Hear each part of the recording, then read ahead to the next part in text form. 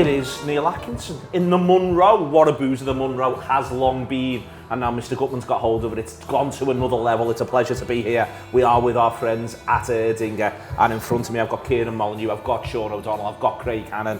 And I'll start with you, Shaun. The thumbs up is meant to have come from Zubimendi. It's still up in the air. Nothing is done and dusted. It's a little bit frustrating. I understand why people are a bit frustrated. But it looks to me as though Liverpool are confident at this point. And it seems to now be about terms, lads going on loan, maybe an exchange.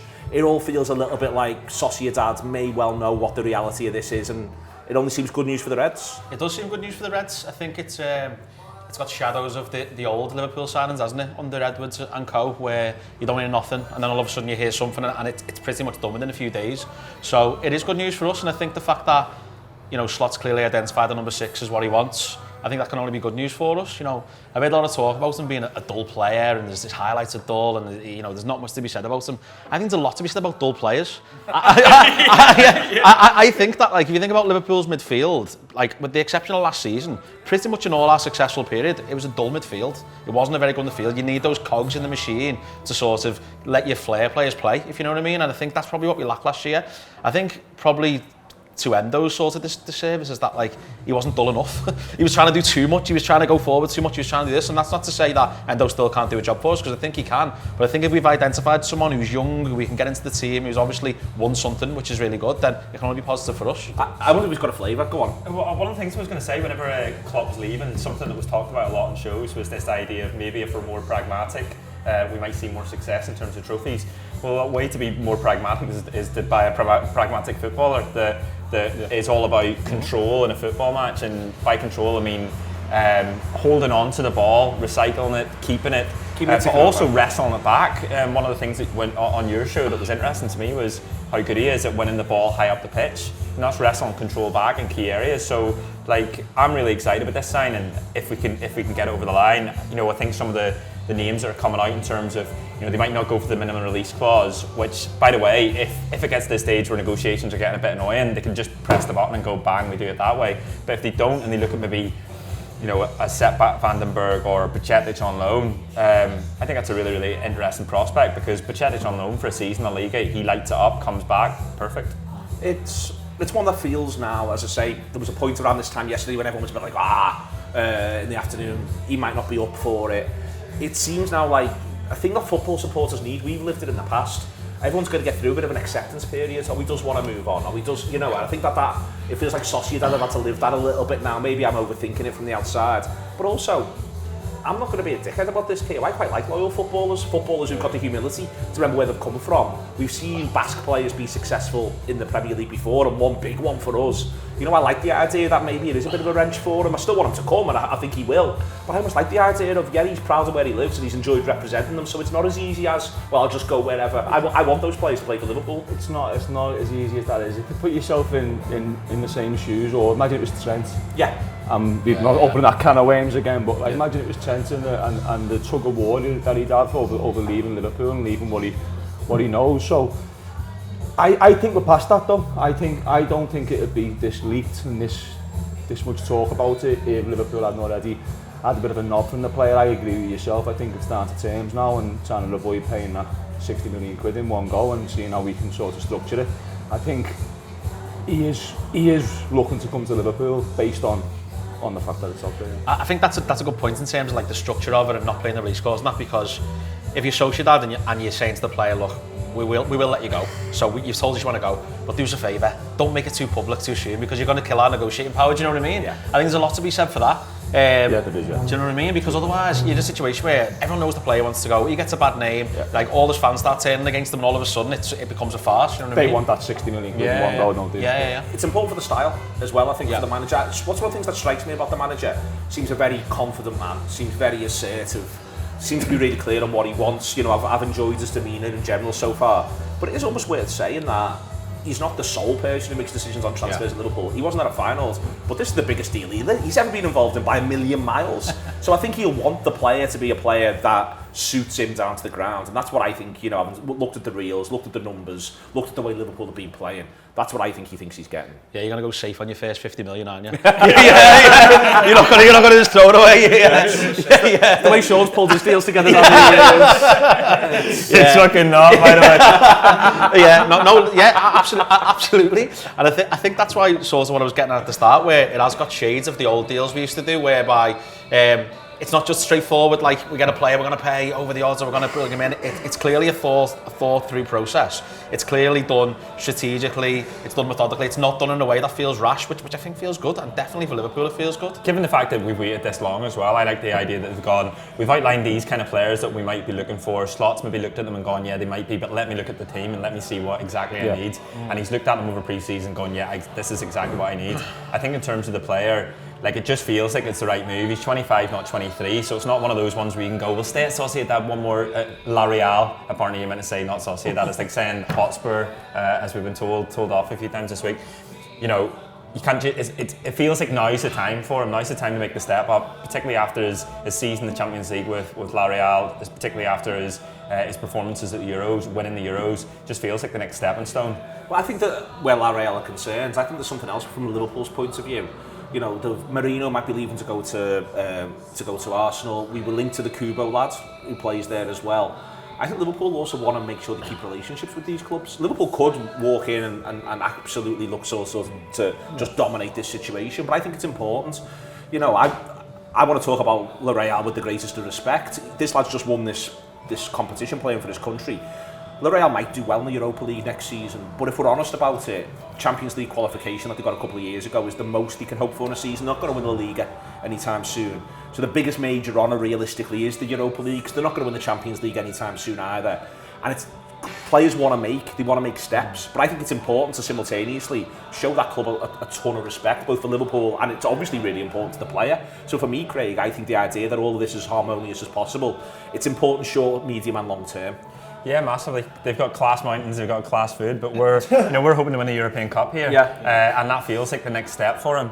And Snowden's just there. Snowden is just there. I love it. It's just difficult to say because it's a different country, isn't it? You'd be like, what the fuck? It's not in England. Keo's up and down it every other weekend. Over the North Castro's there, built.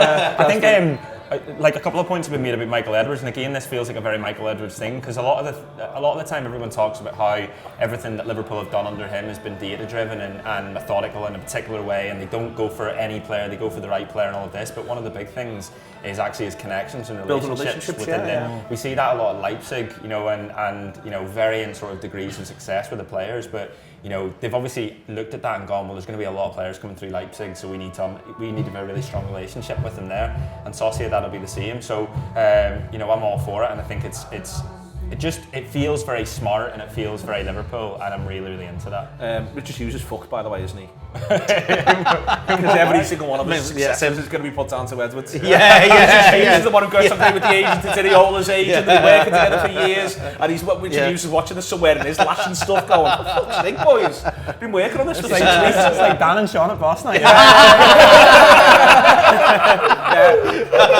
Yeah, well, won't even take my calls, Michael Edwards / Dan Nico. Won't even take my calls anymore. Look at bounce him now, look at the ball down. But also Dan Nico and and the other fella. Look, Richard Hughes, it seems as if Richard Hughes is going to do some talking, and I'm sure he'll be able to back point across. And also, exactly. I look forward to his reply video of this. I think, like he did say in the press conference, he literally told us that it might be quiet up until the even used the Olympics. Yeah, exactly. So you know, here we are. The Euros are finished. The players are coming back.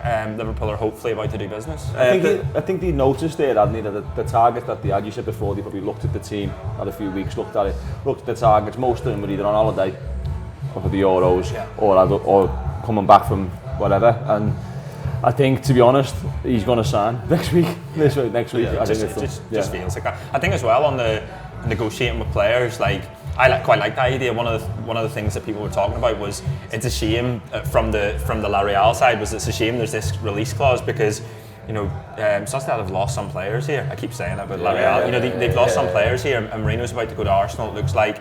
But Liverpool are able to say, we've got some players, so rather than us paying the 60 million up front, why not have this fella, and see if that works? We'll talk about that in a minute, but the last thing I want to sort of say on Akio before we go into the break on this is he tastes glory in the summer. But it's his first bit of glory, and I love the idea of hungry winners. He comes on in that final, it would have been easy to be swallowed up by it. No matter how good he is, he's coming on for Rodri. It'd have been easy to be swallowed by the circumstance, and instead, he looks the part, he strides around the pitch. I think he changed a couple of other things. I don't think it's just down to him, let's be clear. You take Rodri off, you're only going to go one way. The most you can hope to do is maintain. But I love the notion that he's had a taste of success. He's had this idea that he loves Sociedad, but he might just love winning medals more. So come to Liverpool and win some medals. You made the point before, the Europa League being probably the ceiling for them, and that is the realistic thing. And once you've tasted glory like that, you are looking to the next step. You are looking toward the title and a European Cup. He's got a good chance of doing that at Liverpool. And when he played for Spain, I think someone say last week, the biggest sort of credit you can give to him is when Rodri went off, Spain looked no different, if not better. So, I mean, it suits the narrative as well, doesn't it? Rodri going off, City player, this new Liverpool player coming on, beating England, like, oh my God. Like I was saying to Craig, then I'm confident of it. I feel like we're sort of talking about this as if it still might not happen. I think it's happening. As you said, the button's there to push. Do you know what I mean? I just think Liverpool are just avoiding paying 60 million quid in one go. And if he can do that, which they're obviously going to try to, they will do. I think the last thing on this is just that it feels like the signing that we all wanted last summer. I always remember when Endo came in and it showed the clip of Klopp, and Klopp goes up to him for the first time and basically says to him, like, every other one of our players are attacking minded, and we're glad we got you. And that, like, to me, I was a bit like, oh God, I don't know about this, because like that's literally the only player, and he's 12 million from Stuttgart. He's all, well, now you're looking at this player, he's a 55 million or whatever it is Spain international who has played brilliant in Champions League already. He's got that experience, but also he's the Michael Edwards sweet spot signing. He's just about to sort of go to another level. Richard. Six up for all the Richard Hughes. That'll do. Taking in the Monro and having a wonderful time. See you in a minute. And Erdinger, please.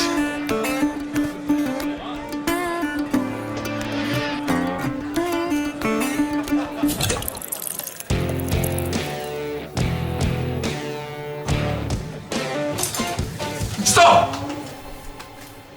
Don't forget the best bit.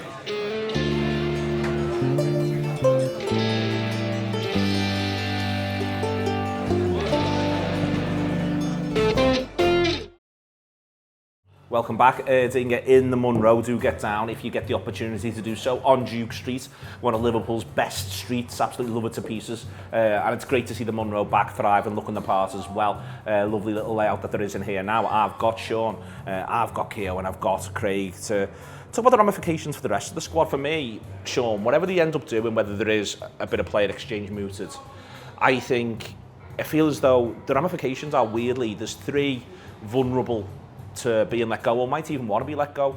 I feel as though Morton, Carvalho and Endo, depending on what Endo wants, a three could end up moving on. It's a bit mad because Carvalho plays a different position, but it feels a bit like, well, if this lad comes in, Szoboszlai's playing higher. And there's, in one sign, and it feels like there's genuine ramifications that at least three may well be leaving Liverpool. Yeah, I mean, listen, you look at the players that we've had join us late, you look at pre-season, for example, and it's pretty much a second string, isn't it, for the whole of the pre-season.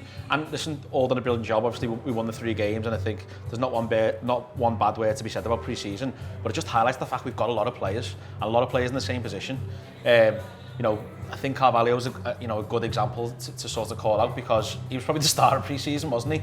But actually, he's someone that if you're going to sort of relinquish somebody, you think actually we're pretty well covered in that area. So I can understand that. I think the Endo one's interesting, because if you're Endo, for me, you're not wanting to go. You're probably digging in saying, I quite like it here. I've had 1 year. I quite like a second chance. You want to make sure you get games though, because you're going on for 32. You know, how much longer is your career going to go? That's what I would say. How long can you play it at a team like Liverpool for? Do you know what I mean? But do you want to play every week at 32? You know, I think that's the case. I think last year he felt pressure. I feel like if Endo felt there was a bit too much on him at times, and I think he would have loved the idea of playing as a second choice holding midfielder and covering for injuries, etc. But we were talking before off air, weren't we? And we've got Pacetic, we've got Zubimendi, if he comes in.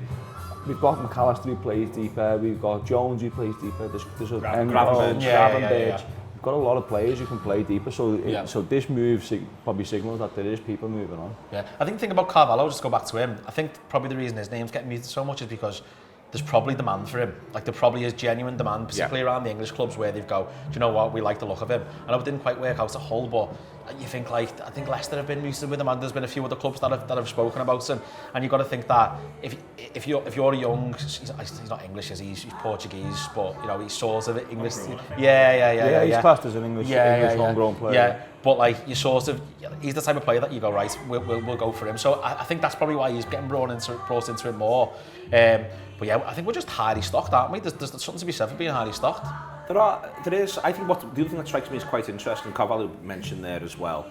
Him, Morton, and I think there is a marker for Morton. I think he impresses last year on loan. Looks a really good player. I think he feel a bit like his timing's just been a bit unlucky, maybe, as to why he's not had more opportunities. Vandenberg, Beck, Thiago, who's already gone. That these are players who, in Thiago's case, is just getting them off the wage bill. But the others I've just mentioned there literally don't contribute to Liverpool last season, and I don't mean that disrespectfully. They just literally don't contribute, Craig, and that's why, from the club's point of view, they might just be sort of looking at this and going, well, we did what we did last season, and none of these were involved. So we move them on when we at least our starting point shouldn't be any worse. There could be 40-50 million pounds worth made from those players. And one of your biggest earners in Thiago. Yeah, and actually, like, a success for the youth system as well. If someone like Morton goes and they make 15 million on him, that is a success. Well, if he's not going to make it at Liverpool, the next best thing is that he makes it at a club top of the championship, and he was one of their high performers last year. They loved him, so there's no reason why that could be. He could do, he absolutely could do. And he looked really, really tidy in pre-season. I think, I agree on the Carvalho point. It's just that he's just a funny player that doesn't really feel as if he's got a position nailed down. And when you've got a team full of, the kind of midfielders or attacking midfielders that we have and the forwards we have, you're looking at him and thinking, like, I just don't know where he fits. The other side of that maybe is similar to the Endo point, where maybe he thinks, well, actually, new manager, new start, new opportunities. There's still some question marks around what we've got up top in terms of their output. Carvalho's pure output. By the looks of things, he knows where the goal is, and so if we don't bring in someone like Anthony Gordon, or we're not able to sort of replenish it up top, then he might look at this and go, well, actually, I'll give it 6 months. It's whether Liverpool think, oh, we'll give it 6 months, because obviously there's the crease in his value and so on. Don't talk Anthony Gordon down. Do you know not on my watch. The 6 month thing. So game. The 6 month thing is interesting because, he was talking about Slot being slightly risk averse. Like, there's so many players who've come back later, and there's so many players we just spoke about. Carvalho's one of them, but for other reasons, he might move on. But like, they've been playing for him, he knows them. He can bank on them for at least the first 4 weeks. So I think there might be something in his head where he's going, look, I just need to be safe for a bit. Do you know what I mean? Yeah, that's a good point, because I don't think Liverpool need cash. Liverpool don't need cash in the bank. They've got money, and like you say, these are players, some of which that weren't available or weren't playing last season or whatever. They might look at someone, particularly Endo as well. He might just think, well, actually, there's going to be a lot of cup games which these players will get games in. There's a lot of Champions League games going into January as well this year, more games than there ever has been. So maybe keep one extra and wait to January. Until January, and then reassess. Are you still in the League Cup? If you are, then those players play. If you're not and you're out, then you maybe don't. There isn't a need for them. It all depends on the Champions League and whether we're through in that. But there's maybe a shout to say, actually, we'll keep ourselves really well stocked and then let one or two go in January. There's an argument for that. I think the player that they'll miss, I think they missed him last season as well as Matip. It's still a bit of a thing. Quansah's really impressed, but by the end of the campaign, you wouldn't have minded a bit more Big Jolie. It's fair to say, and that. I don't know if they need to. I don't know if that's even replaceable in a really weird way, because it's as much. He's quite a unique player. Matip, now that we've got a bit of space from me, is quite. But the squad isn't good, Nick. It just doesn't take much. Like, after this, you mentioned we're both game for Anthony Gordon and maybe one more for the squad to go from being in good nick to being in great nick. And that doesn't take much, does it? That one more or two more is the long-term wide player, which for me is Anthony Gordon, and the next one is a centre half. And I think part of it comes from Konaté's injury record as well, because I do love Konaté, but there's times where he's missing for long periods, and Quansah's great, but, and I'm not going to say a bad word about Quansah, I absolutely love the man. I think if he is our long-term centre half, you need depth in that position, don't you? Do you know what I mean? And I think after a number 6 and a wide player, a centre half is next. I think they're probably the top 3. I don't know, I feel sorry for Gomez, you know. Like Gomez, Gomez was our centre half, first choice when we won the league. Do you know what I mean? Well, 26 out of the first 27. But not sure I'm on a centre half, you know. Even more recently, he was box last season. And then he's been fucked by England. He's been fucked by England. Because if he stays, if he isn't called up, he is essentially like Kwanzaa, where he's there from the beginning. The manager's taking a look at him. He's playing in pre-season. He's doing well. The manager's going, maybe he's in my plans. We don't entirely know. Obviously, we heard about the potential move to Newcastle. Yeah. Like, there's a world in which they go, right, Bradley and Trent are the right backs, and you know there's a particular centre back that we can't get, and we want to hold on for, so we keep Gomez until maybe January or so on, and then we go for the big one, which is the forward that we all want. But by the way, just on Gomez, like we play our best football last year when he's at left back. Yeah. Like we play our best football. He gets forward well. He goes on these runs. He nearly scores those times. And I think that played 50 odd games. Or something. Honestly, he was brilliant. That's why the England thing blew my mind. He wasn't even getting considered or spoken about. I would not sell Gomez, by the way. I mean, I understand whether Gomez is sick of playing Mr. Versatile and playing second fiddle to centre backs and left backs and right backs, and I'll go, you know what? I'm ready to go and play centre half for Newcastle and play for the Champions League place. I understand that, but from our point of view, it was a purely business decision. I wasn't selling. Like, if we were going to do that, it was purely. I understand that because obviously you're trying to sign somebody and they want to play. I get that, but if there's a way round not selling Gomez, you don't sell him. I think if I'm Gomez, I don't think there's any way Gomez is aggravating for me, particularly with a new manager. I think he'll back himself. Rightly I think it'll so. be a purely business decision where Liverpool say we've had this offer, and it's one of those. I think, like, you know, given his performance last year, given him as a player, the other thing that I found interesting was whenever we interviewed him last year, one of the things he said to John was that he speaks to players who have left and they say like how special Liverpool is and that nothing's quite like it afterwards. He'll have that in his head, so I don't think he's a player that will want to move on. He's just a player that Liverpool might see as, well, this is the most amount of money we're ever going to get for him. Looking forward to the season at the minute. Cannot wait. Cannot wait. You've gone on quite the journey last 15 days, haven't you? You were all a bit like, it's like, where's Jurgen and what's the point? And pops out to the US, watches a couple of games, comes back, he's off to Sevilla. You're up. Jurgen who? Did that before, didn't we? Jurgen went to Castle City, you know what I mean? That's a joke if you were watching Jurgen. I think obviously the tour helped. I think like booking Ipswich, like we're going down the night before. You got to have some game. We were looking at it and we found the man who would be king. There's nothing in it. There's a Revs that has 3 rooms and is open to 2:30, which is ideal, isn't it? So we're going to start the season as we mean to go on, which is ruin the actual kick-off. Should we go? Yeah. Go on then. You will find the only place in Ipswich that's open till 5:45. Playing drum and bass. I can't wait. I honestly can't wait. And I in my head, I've seen this game as a cup final, like proper cup final in my head, because I don't want like a Brendan Rodgers style start where everyone's excited and then it gets the first game and it's like, I want Liverpool to win first and foremost, but I imagine they're emphatic and winning. That'll be an incredible start. You excited? Very excited. Can't wait. I am ready. I think I did take a bit of a break from just thinking about it. Like, I didn't really look too much into pre-season and stuff just because I think we needed it, didn't we? Like, you forget, like, being in the running. I know we went in for the full amount of the back end of last season, but you forget how intense they are. They're so tough and intense. Just on, like, when you're going every week, it just takes it out of you a bit. So I was glad of the break. The Jurgen thing was a bit of a but then, like, just it's intense end, wasn't it? Yeah, taking a back seat from the pre-season has got me really, like, motivated again. You're going to Ipswich now anyway, so the night before, drum and bass club with. We're doing weeks there. Not I haven't done before. down south, but I can't wait. I didn't say I wanted the break because I didn't want it to end, but when it came, I was a bit like, you know, we need to have a breather here. And then as pre-season started, I'm watching the games and staying up a little bit later and all that. Yeah. I was like, you know what, we're looking good here, and I'm starting to get excited, and I'm fully behind this manager already. I think before he came and he was talking a little bit too much of Feyenoord, in my opinion, a few months back, I was a little bit like, I don't know what to expect. I absolutely love him. I think he's perfect, and I'm right behind him. Like, when he approached me on Castle Street, I think was when it all changed for me. That was when I was. When he went to bar. He went, "Are you Dan from Boston?" It's severe. It's not even a proper one. It's severe on Sunday. Get on the excitement. Get on how much everyone's looking forward to it. No pressure on it, but everyone's fucking all in. That's the Friday night. See you later.